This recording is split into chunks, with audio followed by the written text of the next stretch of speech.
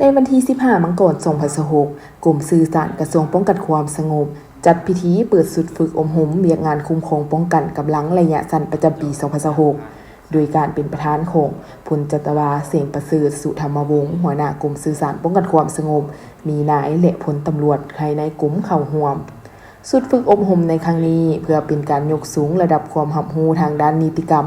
หลักการในการจัดตั้งปฏิบัติเวียงงานป้องกันกำลังให้เจนายและพลตำรวจอยู่ในกลุ่มโกงเข้าใจอย่างลึกซึ้ง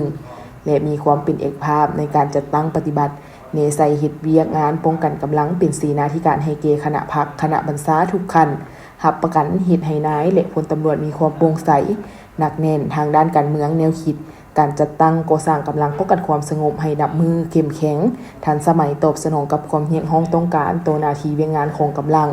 และความเป็นระเบียบเรียบร้อยของสังคมในสมัยใหม่ทั้งเป็นการสกัดกั้นต้านทุกการม้างผีทำลายของอิทธิกำลังปรปักษ์โตกำลังป้องกันความสงบซึ่งมีนายและพลตำรวจทั่วกรมสื่อสารเข้าร่วม140สหายหญิง38สหายกำหนดเวลา3วันระหว่างวันที่15หา22มังกร2026นี้เอกสารที่นำมาบรรยายในครั้งนี้มีคำแนะนำของกลุ่มใหญ่การเมืองป้องกันความสงบเลขที่1460/กมปสลงวันที่27เมษายน2020คำสั่งกระทรวงป้องกันความสงบว่าด้วยการนำใช้สื่อสังคมออนไลน์ในกำลังป้องกันความสงบฉบับเลขที่583/ปกสลงวันที่23เมษายน2019ข้อตกลงฉบับเลขที่688/ปกส